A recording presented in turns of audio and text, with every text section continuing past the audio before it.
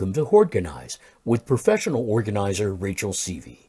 Every Sunday at 6 p.m., Rachel shares her expertise and compassionate approach to help you deal with overwhelming clutter. Rachel?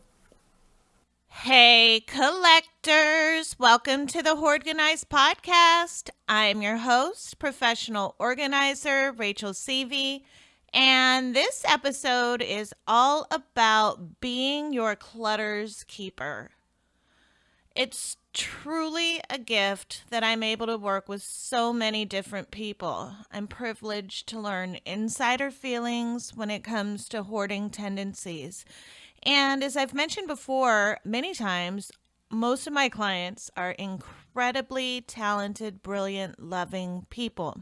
Some of them have more insight than others, and some of them have more in their heart on their sleeve while working with me. A subject that I touch on quite frequently, even in my last podcast about churning, is getting things to the right place and having this sense of responsibility for everything that comes into your possession.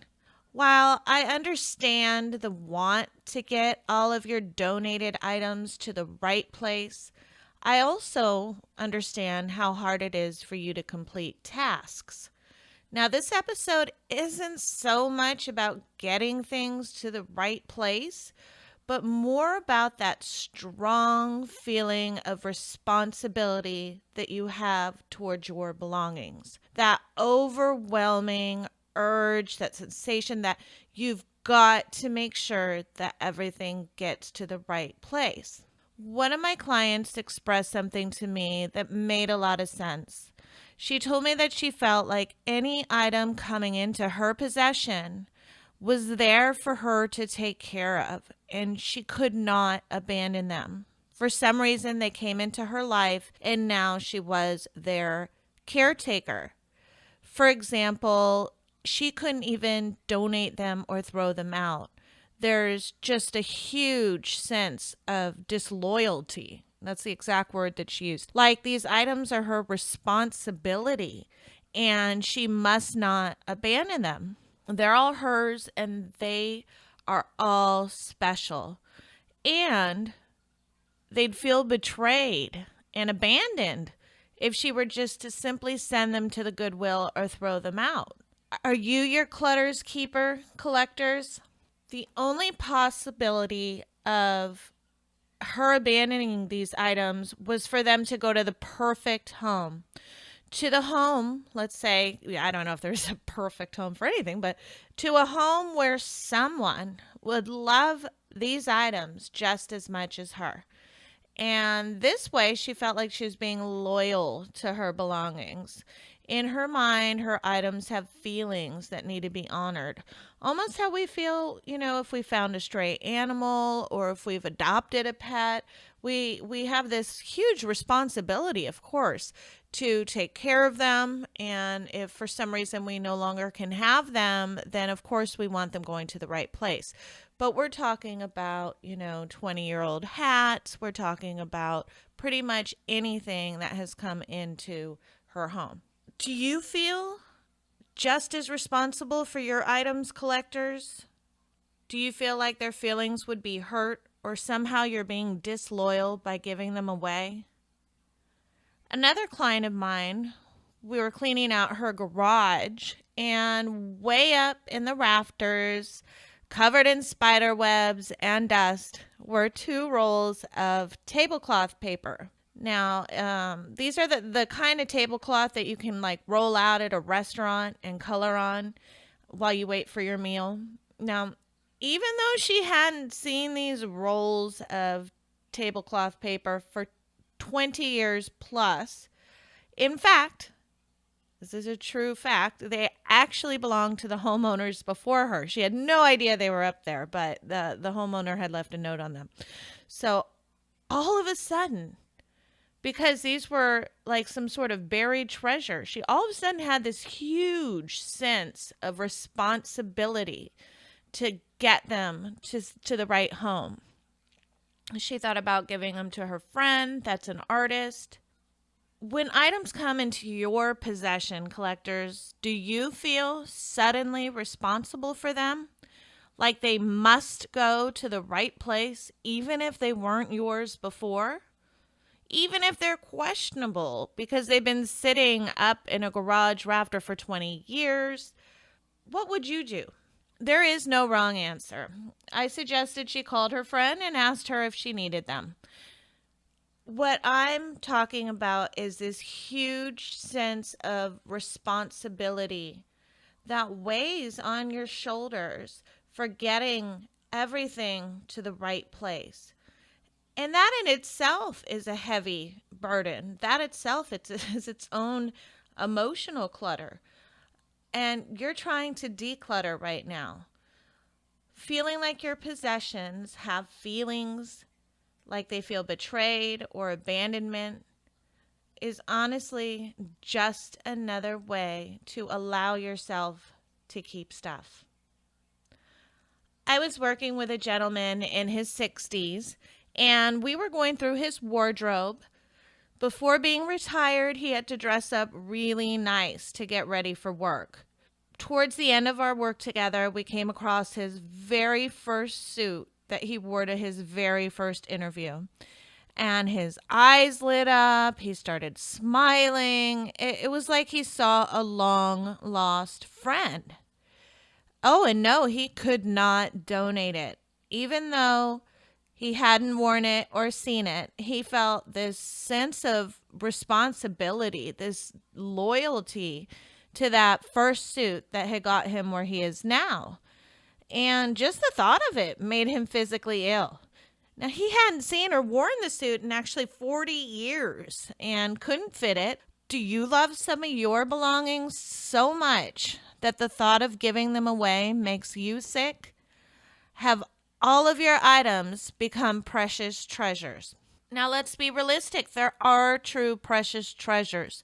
Photographs, notes of loved ones, ashes, jewelry, of course, our children and our pets, but those aren't really items. But, things of actual value are all realistic things that anyone would cringe about when giving away. Things that are truly precious. I mean, I don't even want to give these things away. But what about that suit that's been sitting in the back of a closet for 40 years? Is it truly a treasure? Collectors, you must make sure that you're not putting your feelings of loss and abandonment onto your belongings. Perhaps you felt slighted in life at some point, and you don't want to transfer that onto any of your possessions. Maybe you're afraid their feelings would be hurt, just as yours were once. It's kind of like that movie Toy Story, where there's some abandoned, loved, stuffed animal in a dumpster just crying her little eyes out, feeling horrible because its child owner had accidentally lost him and then somebody else threw them out.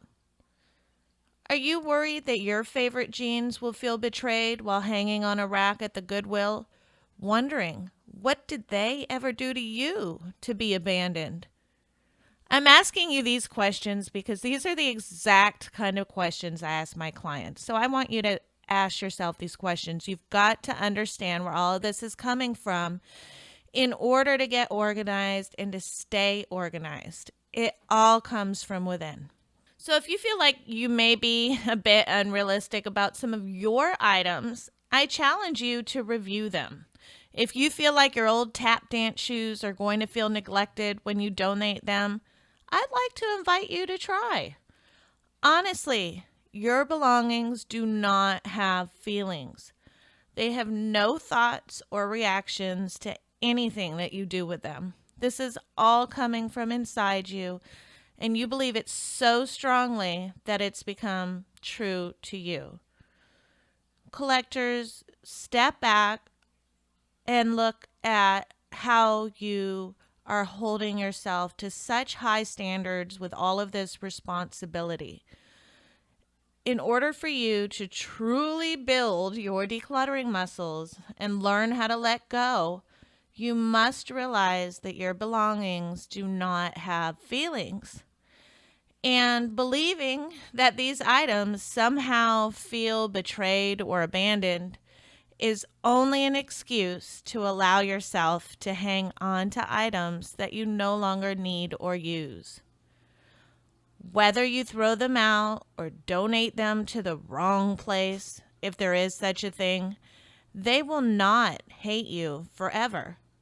They are not going to sulk or cry or feel alone. This is the way that you felt at some point in your life, but this is not the way your belongings feel. Dr. Tolan, hoarding expert, he's a pioneer in a lot of hoarding research, compared the brain images of people with OCD, hoarding disorder, and healthy controls. Hoarders showed increased activity in parts of the brain when trying to decide whether to keep or discard personal possessions. They suggest this activity relates to attaching emotional significance to things, responding emotionally, and regulating their emotions while making decisions, as if stuff had feelings that could be hurt. Beliefs have the power to create and the power to destroy. Human beings have the awesome ability to take any experience of their lives and to create a meaning that disempowers them or one that can literally save their lives. Tony Robbins. So what does that mean?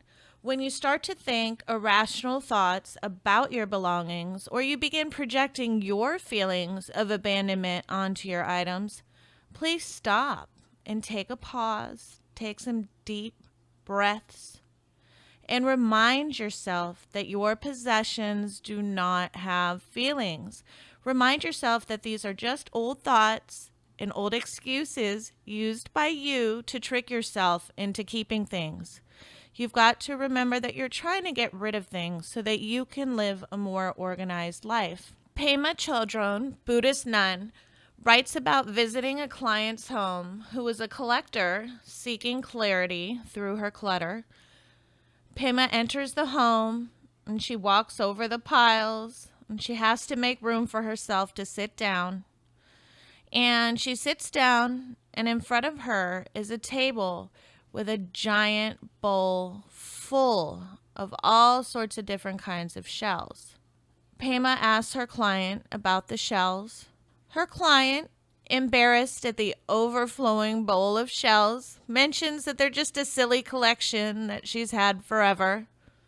Paym states, well, they must not be of high importance to you, and asks if she can have one. Nervously, her client says sure.